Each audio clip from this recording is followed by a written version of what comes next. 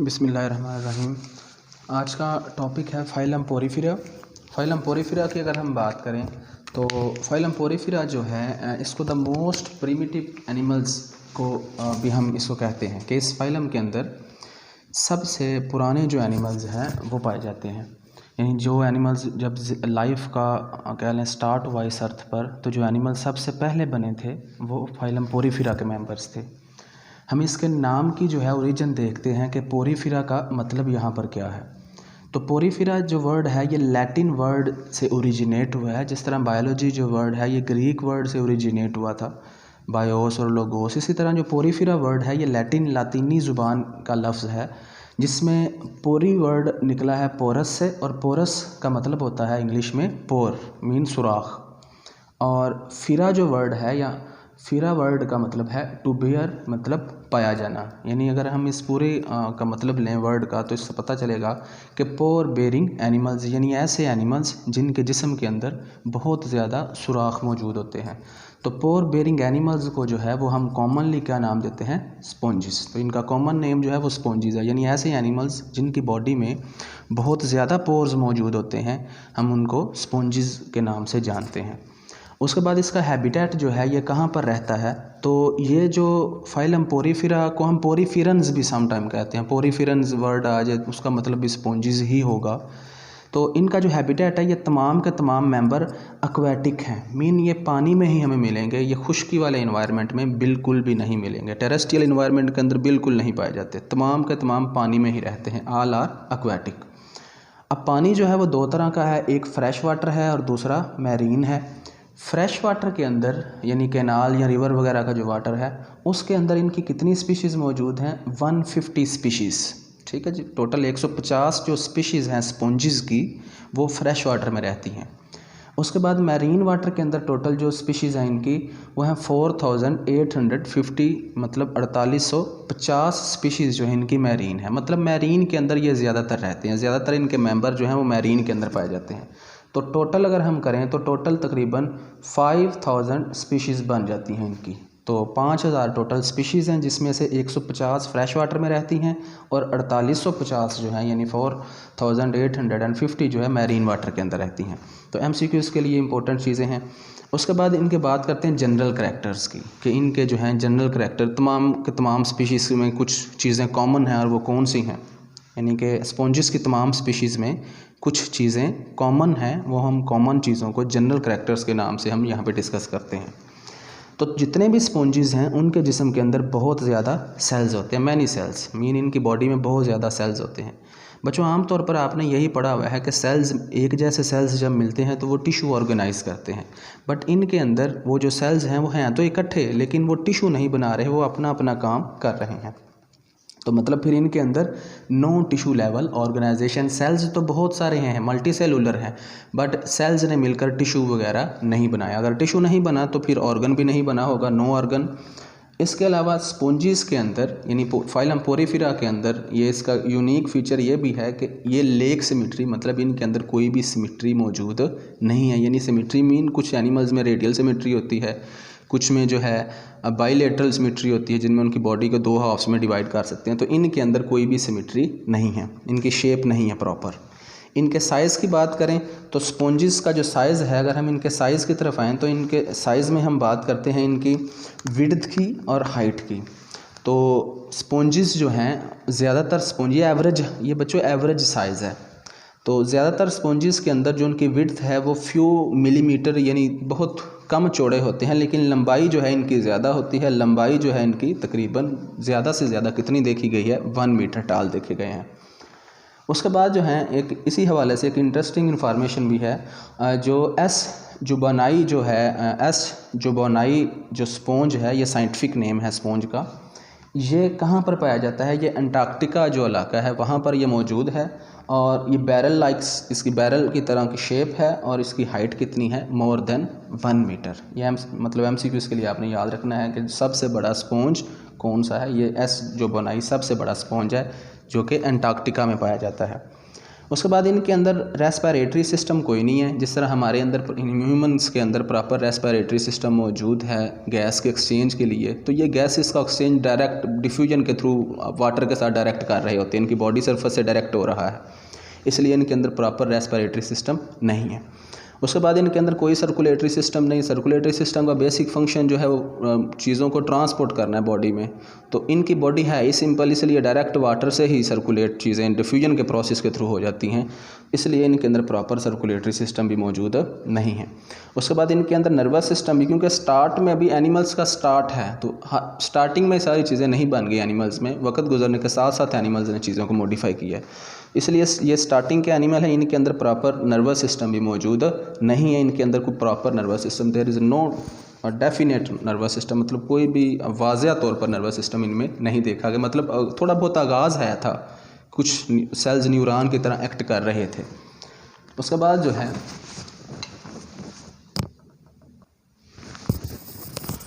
जो है अगर हम इनके स्ट्रक्चर की बात करें, बॉडी के स्ट्रक्चर की, तो हम पहले इनके एक्सटर्नल अपीयरेंस बनाते हैं कि ये एक्सटर्नली कैसे नज़र आते हैं। तो इनकी जी एक्सटर्नल अपीयरेंस कुछ इस तरह से है। ये जो हैं ये सिजाइल होते हैं, मीन मूव नहीं कर सकते, ये एक ही जगह पर जो हैं ये रहते हैं।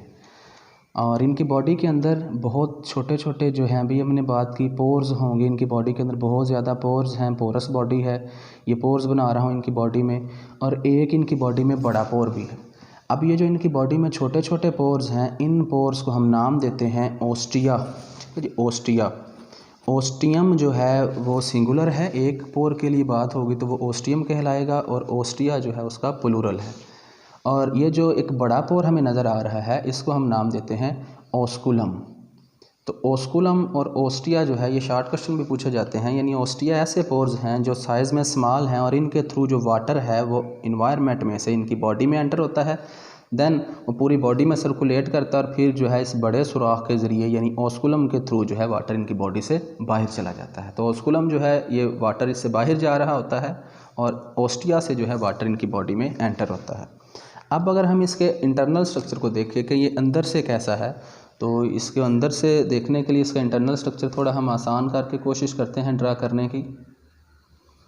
तो इनका जो है इंटरनल स्ट्रक्चर कुछ इस तरह से है।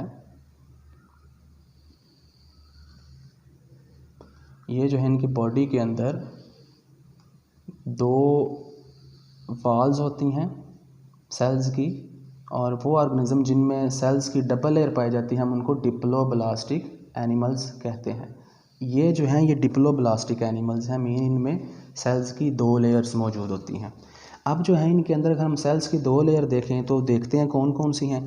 बच्चों इनके अंदर कुछ स्पेशल किस्म के सेल्स भी होते हैं। अब वो जो स्पेशल किस्म के सेल्स होते हैं उनको जो है यहाँ पे हम बना भी लेते हैं साथ साथ। इन सेल्स को जो है हम पिनाकोसाइट्स कहते हैं, या पोरोसाइट्स भी समटाइम जो है यहाँ पे इनको जो है नाम दिया जा रहा होता है। ये जो पोर कंटेनिंग सेल्स हैं, अब ये जो हैं ये बहुत ज़्यादा इनकी बॉडी में ये जो हैं ये सेल्स मौजूद होते हैं, और ये जो हैं इनके थ्रू जो है इनकी बॉडी में वाटर, ये जो हमने अभी ओस्टिया वाले पढ़े हैं ना सुराख, ये वही सुराख है। ये बहुत सारे हम यहाँ पे कुछ बना लेते हैं ताकि बाकी चीज़ें भी यहाँ पर प्रॉपर बना सकें। अब जो है इन सेल्स के अलावा जो है बी सेल्स मौजूद होते हैं। इन सेल्स के अलावा भी सेल्स मौजूद हैं। बाहर वाली अगर हम सेल्स की लेयर देखें तो इनकी बॉडी में एक सेल्स की लेयर जो है वो आउटर है, बाहर वाली सेल्स की लेयर है। यहाँ पे ये बाहर वाले लेयर के हम सेल्स बना रहे हैं इस वक्त।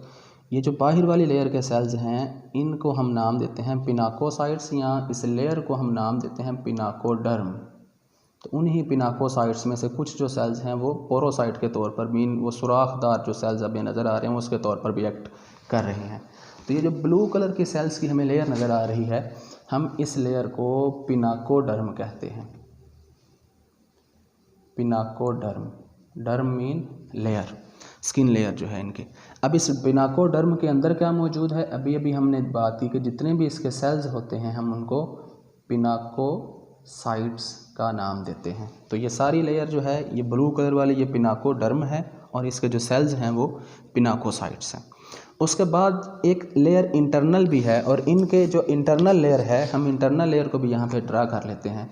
इनकी इंटरनल लेयर के अंदर भी जो है सेल्स मौजूद, ये जो इंटरनल लेयर है यहाँ पर भी सेल्स मौजूद होते हैं। और ये जो सेल्स हैं ये थोड़े से ये कह लें कि कॉलर सा इनका बना होता है, नेक लाइक, इनकी जो अगली नेक है ये कॉलर लाइक सेल्स हैं। और ये जो सेल्स हैं, इन सेल्स के आगे हमें फ्लैजेला भी नज़र आ रहा है, इसलिए हम इन सेल्स को फ्लैजिलेटेड सेल्स भी कहते हैं कि ये जो सेल्स हैं ये फ्लैजिलेटेड सेल्स हैं। ये पूरी ये लेयर में मौजूद हैं, इनर साइड पे ये मौजूद हैं सारे के सारे फ्लैजिलेटेड सेल्स। तो दूसरी जो सेल्स की लेयर है जो इनसाइड है, इनसाइड लेयर के अंदर फ्लैजेला वाले सेल्स मौजूद हैं, और ये जो सेल्स हैं इनको हम कोआनोसाइट्स कहते हैं। तो दो लेयर सेल्स की हैं जी, एक आउटर और एक इनर लेयर, और इसके ये जो हैं ये फ्लैजेला जो है वो इस तरह से। अब ये जो सेल्स की लेयर है ये इस तरह यहाँ पर भी ये सेल्स मौजूद होते हैं। ये जो इनर लेयर ऑफ सेल्स है, इस इनर लेयर ऑफ सेल्स को हम कोआनोडर्म कहते हैं, बिकॉज यहाँ के जो सेल्स हैं वो, क्योंकि यहाँ पे हम इसे कोआनोडर्म ड्रा कर, ये जो है ये हमारे पास कोआनोसाइट्स हैं, बल्कि हम लेयर का ही नाम लिख लेते हैं कोआनोडर्म। इसको कोआनोडर्म हम इनर लेयर को, ये सारी की इनर लेयर जो है ये सारी, इसको हम कोआनोडर्म इसलिए कह रहे होते हैं क्योंकि इनके अंदर जो सेल्स हैं उनको हम कोआनोसाइट्स का नाम देते हैं। अब ये जो कोआनोसाइट्स हैं ये कॉलर लाइक सेल्स हैं, ठीक है जी, ये इनको कॉलर सेल्स भी कहते होते हैं समटाइम, और ये फ्लैजिलेटेड है, मीन इनकी आगे फ्लैजेला लगे हुए हैं। ये जो है खुराक की ट्रांसपोर्ट में, ये जो फ्लैजेला जब बीट करते हैं तो खुराक जो है ये उसको अपनी तरफ खींचते हैं। उसके बाद जो है ये होगी इनर लेयर जिसको हमने कोआनोडर्म नाम दिया, और बाहर वाली जो लेयर है उसको हमने नाम दिया पिनाकोडर्म। अब ये एक सेंटर वाली जगह भी जो है, यानी कि हम कह सकते हैं कि कोआनोडर्म यानी इनर लेयर और बाहर वाली जो लेयर पिनाकोडर्म है, इसके दरमियान में स्पेस भी नज़र आ रही। इस स्पेस को हम जो है जिलेटिनस मीज़ेनकाइम भी कहते हैं, मीन ये जेली की तरह होती है, जेली की तरह सब्सटेंस है ये, और इसको हम मीज़ेनकाइम भी कहते हैं। इसको हम रेड कलर से यहाँ पे ये जो स्पेस है, यानी कि ये स्पेस कहाँ कहाँ पर मौजूद है, ये दोनों लेयर्स के दरमियान ये जो स्पेस है यहाँ पर रेड कलर से मैं ड्रा कर रहा हूँ। अब ये जो है ये नॉन लिविंग लेयर है, ठीक है, ये यानी कि आउटर लेयर और ये जो इनर लेयर है इसके दरमियान ये जो नॉन लिविंग लेयर है, इस नॉन लिविंग लेयर को हम नाम दे रहे हैं मीज़ेनकाइम। मीज़ेनकाइम ये पतली सी होती है। अब मीज़ेनकाइम के अंदर भी कुछ चीज़ें मौजूद हैं। मीज़ेनकाइम के अंदर अब कौन कौन सी चीज़ें मौजूद हैं वो भी ज़रा हम लिख लेते हैं। तो इस मीज़ेनकाइम के अंदर जो है कुछ जो है कह लें कि स्टार शेप जो है वो 3 कोनों वाला स्टार, 5 वाला नहीं, यहाँ पे जो ना ये कुछ इस तरह के जो हैं वो स्ट्रक्चर मौजूद होते हैं। अब ये जो स्ट्रक्चर हैं, ये स्ट्रक्चर जो हैं ये कांटेदार स्ट्रक्चर हैं, इनको हम नाम देते हैं स्पिक्यूल्स। स्पिक्यूल्स, ये जो स्पिक्यूल्स हैं ये यहाँ तो बने होते हैं कैल्शियम कार्बोनेट के, मीन कैल्केरियस होते हैं, अगर कैल्केरियस मीन कैल्शियम कार्बोनेट के बने होते हैं, या फिर जो है ये सिलिकॉन के बने होते हैं, सिलेशियस वर्ड इसके लिए यूज़ होता है। तो ये स्पिक्यूल्स का फंक्शन क्या है कि ये जो है ये इनर लेयर सेंट्रल जो इनकी कह लें कि जो मीज़ेनकाइम है ये इस मीज़ेनकाइम के अंदर मौजूद होते हैं, और मीज़ेनकाइम के अंदर रहकर ये मीज़ेनकाइम को, ये समझ लें इनका स्केलेटन में रोल प्ले कर रही हैं, ये स्केलेटल स्ट्रक्चर हैं। जिस तरह हमारे अंदर बोन्स वगैरह हैं वो बॉडी को रिजिड स्ट्रक्चर फ्राहम करती हैं, तो इनके अंदर ये जो स्पिक्यूल्स हैं इनके प्रॉपर बॉडी को शेप देते हैं, इनके जिस्म को सख्त रखते हैं। उसके बाद जो इनके स्पिक्यूल्स के अलावा भी कुछ स्ट्रक्चर्स मौजूद होते हैं जो फाइबर की तरह होते हैं, ठीक है। कुछ स्पॉन्जिस के अंदर स्पिक्यूल के अलावा भी कुछ स्ट्रक्चर हैं जो फाइबर लाइक स्ट्रक्चर्स होते हैं, वो प्रोटीन के बने होते हैं, और वो स्पॉन्जिंग प्रोटीन जो है उसको हम नाम देते हैं स्पॉन्जिंग या स्पॉन्जिन भी कहते हैं, स्पॉन्जिंग प्रोटीन या स्पॉन्जिंग फाइबर्स, ठीक है जी। ये भी जो है ये इनका भी वही रोल है कि ये हार्डनिंग इनको देंगे। उसके बाद ये जो स्पेस है, इस स्पेस को अगर हम कहें, जो अब दरमियान में जो हमें स्पेस नज़र आ रही है, इस खाली जगह को जो है हम नाम देते हैं स्पॉन्जोसील, ठीक है, स्पॉन्जोसील यहाँ पे लिख देते हैं स्पॉन्जोसील। अच्छा, सील जहाँ पर भी वर्ड आया COEL सील, जहाँ पर भी वर्ड आए इसको हम कैविटी कहते हैं कि ये जो हमें कैविटी बीच में नज़र आ रही है इसको हम नाम देते हैं स्पॉन्जोसील। और ये जो हमें सुराख नज़र आ रहा है, ये जो ओपनिंग है इसको हम नाम देते हैं जी ओस्कुलम, ओस्कुलम, ठीक है जी, इस ओपनिंग को। अब जो है, अब अगर हम बात करें वाटर की, ये थोड़ा सा हमने इसका स्ट्रक्चर को डिस्कस किया, इसके फिर से मैं एक दफ़ा रिपीट कर देता हूँ कि स्ट्रक्चर में हमने जो बात की है, सबसे पहले हमने बात की है नंबर 1 पे जो है वो हमने बात की है पिनाकोडर्म लेयर की, और पिनाकोडर्म जो लेयर है वो स्पॉन्ज के सबसे बाहर वाले जो लेयर है उसको हम पिनाकोडर्म कहते हैं। उसके बाद हमने बात की सेंट्रल जो है इसका पार्ट पिनाकोडर्म से जो नेक्स्ट पार्ट आ जाता है वो मीज़नकाइम कहलाता है, वो नॉन लिविंग मटेरियल वहाँ पर सारे के सारे डिपॉजिट हैं। मीज़नकाइम के अंदर क्या क्या मौजूद है? इस मीज़नकाइम के अंदर स्पिक्यूल्स मौजूद हैं, स्पॉन्जिंग फाइबर्स मौजूद हैं जिनका काम इसको हार्डनिंग देना है। इसके अलावा सेल्स भी मौजूद होते हैं मीज़नकाइम के अंदर। कुछ सेल्स होते हैं जिनको अमीबोसाइट्स कहते हैं, यहाँ पर जो है कुछ सेल्स भी मौजूद होते हैं जिनकी अमीबा की तरह की शेप होती है। अब वो जो सेल्स होते हैं उनको अमीबोसाइट्स कहते हैं, अमीबोसाइट्स, उन सेल्स को। अमीबोसाइट्स जो हैं ये फिर और भी यहाँ पे सेल्स की कई किस्में होती हैं, आर्कियोसाइट्स वगैरह। अच्छा जी, अब देन हमने बात की कि जो इनर लेयर है, इनर लेयर को हम नाम देते हैं क्वानोडर्म, और उसके जो सेल्स हैं वो कॉनोसाइट्स हैं जो कि फूड को ट्रैप करने में रोल प्ले करते हैं। फिर वो जो कैविटी है इनके दरमियान उसको स्पोंजोसील, और वो जो सुराख है बाहर वाला उसको ओस्कुलम, और ये जो सुराख है, ये जो ओपनिंग है इसको हम नाम देते हैं ओस्टियम। तो ओस्टियम की जमा ओस्टिया, जैसे हमने यहाँ पर बात की है। अब जो है ये एक जनरल हमने इसका बॉडी स्ट्रक्चर डिस्कस किया है, इस तमाम के अंदर ये मौजूद होता है बॉडी स्ट्रक्चर, सब में तकरीबन स्पॉन्जेस में बॉडी स्ट्रक्चर ऐसा ही है।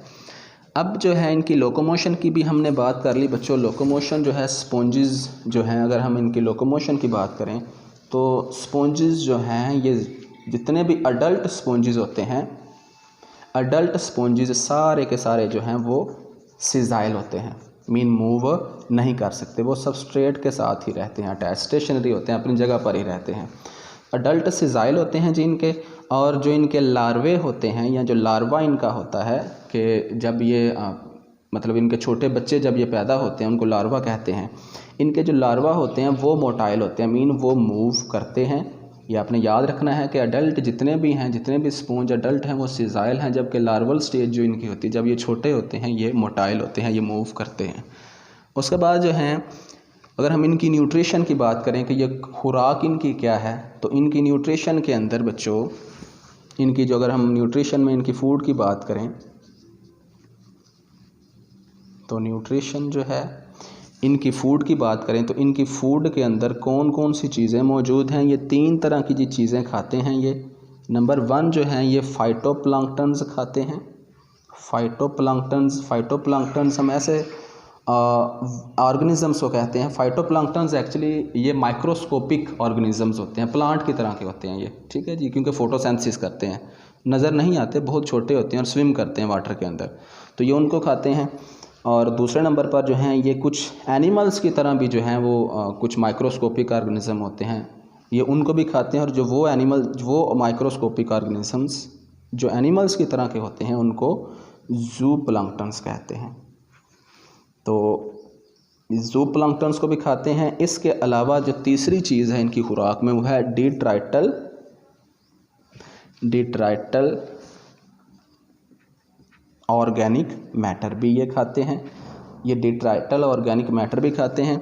और इनकी खुराक के अंदर अगर हम बात करें तो जो फाइटोप्लैंक्टन्स और ज़ूप्लैंक्टन्स हैं तकरीबन इनकी खुराक का 20% होता है, MCQ इसके लिए इम्पोर्टेंट है। और जो डिट्राइटल ऑर्गेनिक मैटर है इनकी खुराक का 80% होता है, यानी अपनी ये जो खुराक खाएंगे उसमें 80% इनके वो डिट्राइटल मैटर का मतलब ये होता है कि समंदर में जो चीज़ें गल सड़ रही होती हैं मरने के बाद, फिशेस वगैरह या दूसरे ऑर्गेनिज्म जो हैं, तो वो गलने सड़ने से जो केमिकल्स उनकी बॉडी से रिलीज़ होते हैं वो वाटर में होते हैं, तो वाटर इनकी बॉडी में मूव करके आता है, तो ये जो कॉनोसाइट्स होते हैं ये उस वाटर में से उस चीज़ को ट्रैप कर लेते हैं। उसके बाद ये इनकी न्यूट्रिशन हो गई। देन जो है हम अभी डिस्कस करते हैं इनकी रिप्रोडक्शन को। रिप्रोडक्शन के अंदर इनके अंदर 2 तरह की रिप्रोडक्शन होती है जी। एसेक्सुअल रिप्रोडक्शन भी इनके अंदर होती है और सेक्सुअल रिप्रोडक्शन भी होती है। रिप्रोडक्शन जो है जी 2 तरह की है। पहले हम बात कर लेते हैं इनके अंदर एसेक्सुअल रिप्रोडक्शन की। अगर हम इनकी एसेक्सुअल रिप्रोडक्शन की बात करें तो बच्चों इनके अंदर एसेक्सुअल रिप्रोडक्शन मीन जिसमें स्पर्म और एग जो है वो फ्यूज़ नहीं हो रहे। तो एसेक्सुअल रिप्रोडक्शन का जो इनके अंदर मेथड है वो है बडिंग। इनके अंदर बडिंग जो है, बडिंग के थ्रू जो है ये एसेक्सुअली रिप्रोड्यूस कर रहे होते हैं। बडिंग बच्चों दो तरह की है। एक होते हैं अगर बडिंग मीन उनकी बॉडी के ऊपर उबार से बन जाते हैं। एक होते हैं एक्सटर्नल बड, एक जो है एक्सटर्नल बड होते हैं, यानी कि इनकी बॉडी के बाहर, फॉर एग्जांपल ये अगर कोई हाइड्रा है, ये अगर कोई स्पॉन्ज है तो स्पॉन्ज की बॉडी के बाहर ही की तरफ जो है कोई छोटा सा स्पॉन्ज बन जाता है। बाद में यही स्पॉन्ज जो है ये कट कर अलहदा हो जाता है, तो ये जहाँ पर गिरता है वहीं पर ये स्पॉन्ज जो है ये ग्रो करता है। अब जो है इसको नाम देते हैं एक्सटर्नल बड। और उसके बाद जो है नेक्स्ट जो दूसरी किस्म है इनके अंदर वो है इंटरनल बड। इंटरनल बड की अगर हम बात करें तो इंटरनल बड बच्चों इनके अगर अंदर ही बडिंग का प्रोसेस हो, मीन इनके अंदर ही कोई बड जो है वो इस तरह से बन जाए, तो ये जो इंटरनल बड हैं ये स्पेशल सेल्स इनको कवर कर लेते हैं।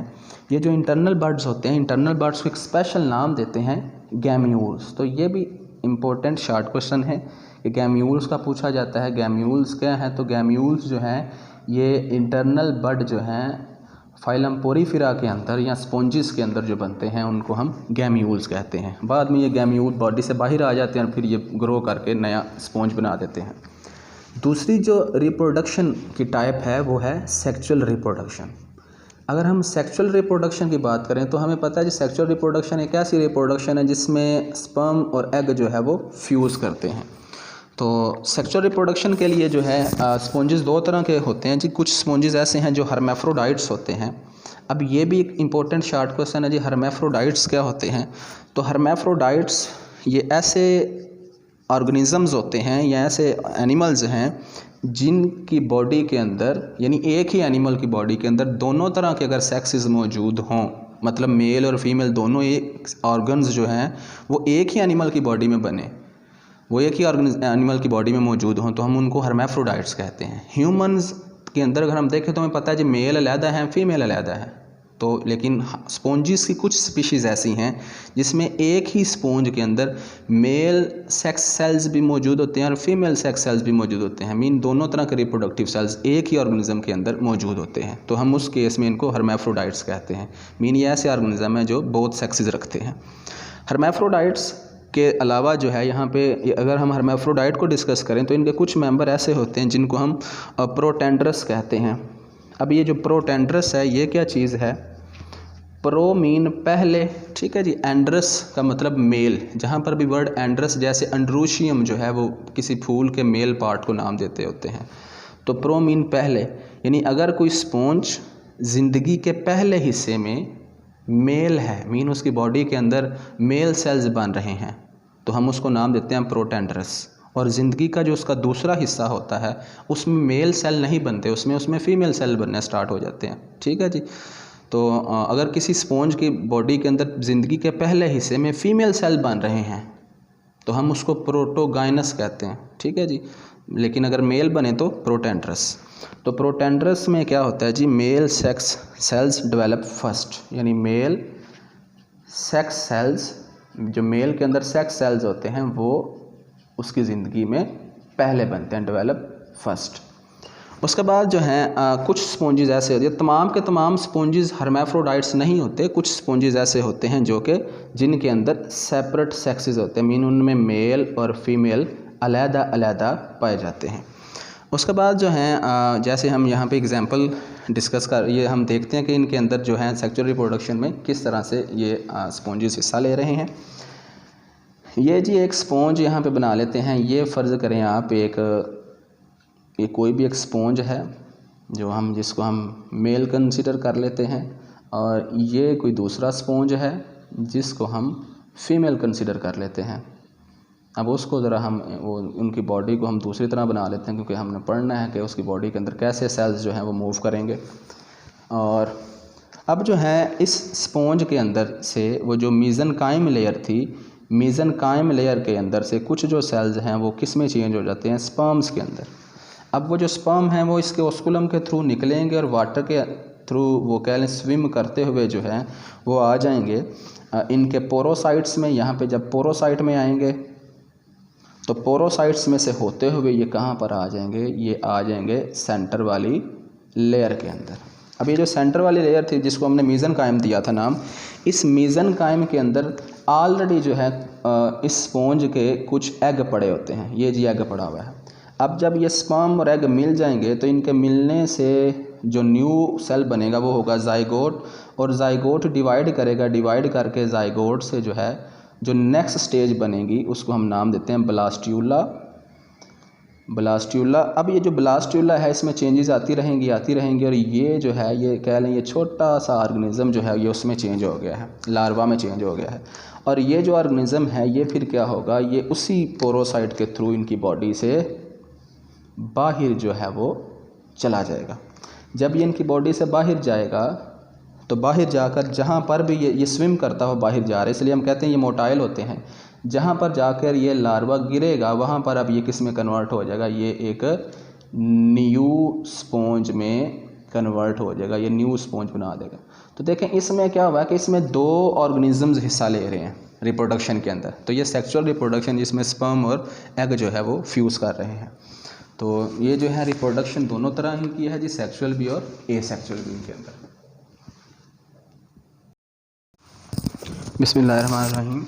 अभी हम एग्जांपल्स ऑफ स्पॉन्जेस पढ़ते हैं जी। एग्जांपल ऑफ स्पॉन्जेस के अंदर स्पॉन्जेस की 4 यहाँ पे एग्जांपल हैं। पहली एग्जांपल है स्पॉन्जेस की साइकोन। साइकोन जो स्पॉन्जेस हैं ये मैरीन स्पॉन्ज है, मतलब समंदर के अंदर ही रहते हैं। दूसरी जो एग्जांपल है स्पॉन्जेस की वो है ल्यूकोसिलेनिया। ल्यूकोसिलेनिया जो स्पॉन्जेस हैं ये इरेक्ट लंबी लंबी ट्यूब्स होती हैं, मतलब ये ट्यूब्स की तरह, इनकी जो शेप है वो ट्यूब्स की तरह है। इरेक्ट मीन सीधी ट्यूब्स जो हैं। उसके बाद जो है तीसरी जो एग्जांपल है ये भी मैरीन वाटर की ही है। उसके बाद यूप्लेक्टेला जो एग्जांपल है ये तीसरी एग्जांपल है और ये बहुत इंपॉर्टेंट एग्जांपल है, ये बड़ी दफ़ा एमसीक्यूज़ में पूछा जाता है। यूप्लेक्टेला जो है इनका दूसरा जो कॉमन नेम जो है इनका वो है वीनस फ्लावर बास्केट। ठीक है जी, ये ऐसे लग रहा होता है, ये इनकी शेप जो है एक बास्केट की तरह की होती है और वो फूल रखने वाली जो है घरों में गुलदान की तरह। तो इसको जो है वीनस फ्लावर बास्केट बहुत दफ़ा एमसीक्यूज़ में पूछा जा चुका है जी। वीनस फ्लावर बास्केट का कॉमन नेम या उसका साइंटिफिक नेम क्या है, तो यूप्लेक्टेला का कॉमन नेम क्या है, वीनस फ्लावर बास्केट। ये जो है ग्लासी फ्रेमिंग, इसकी शेप ग्लास की तरह की लग रही होती है। उसके बाद जो चौथी ये भी मैरीन वाटर ही है। उसके बाद जो है जो फोर्थ यहाँ पे एग्जांपल है वो है स्पॉन्जिला। स्पॉन्जिला जो है ये फ्रेश वाटर स्पॉन्ज है। ठीक है जी, ये आपने याद रखना है एमसीक्यू इसके लिए कि फ्रेश वाटर स्पॉन्ज सिर्फ एक है यहाँ पे एग्जांपल दी गई स्पॉन्जिला, बाकी तीनों मैरीन वाटर हैं। उसके बाद स्पॉन्जिस की इंपॉर्टेंस की बात करेंगे कि स्पॉन्जिस का ये भी एक इंपॉर्टेंट शॉर्ट क्वेश्चन है, बड़ी दफ़ा पूछा जा चुका है बोर्ड्स में। तो इनकी इंपॉर्टेंस में बात करें तो स्पॉन्जेस जो हैं वो वाशिंग के काम आते हैं, वाशिंग के पर्पस के लिए यूज़, क्योंकि इनकी बॉडी जो है पोरस होती है इसलिए इनको वाशिंग पर्पस के लिए यूज़ किया जाता है। बाथिंग के लिए चीज़ों बाथ वगैरह में यूज़ करते हैं। एब्जॉर्ब वाटर, पानी को जज़ब कर लेते हैं, ये इनकी बॉडी पोरस है। उसके अलावा सर्जिकल ऑपरेशंस, डॉक्टर जो है इन्हें यूज़ करते हैं ड्यूरिंग ऑपरेशन यूज़ कर रहे होते हैं, क्योंकि ये जो है ऑपरेशन के दौरान जो खून बह जाता है या फ्लूइड जो बॉडी से निकलता है ये उसको एब्जॉर्ब कर लेते हैं।